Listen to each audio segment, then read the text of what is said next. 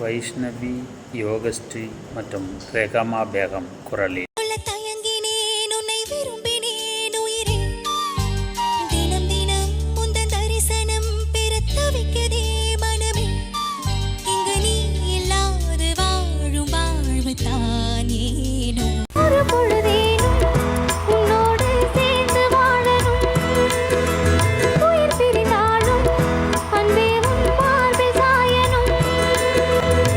யோகஸ்ரீ வந்து கண்டிப்பா பெரிய பெரிய இசையமைப்பாளர்களுக்கு பாடலாம்.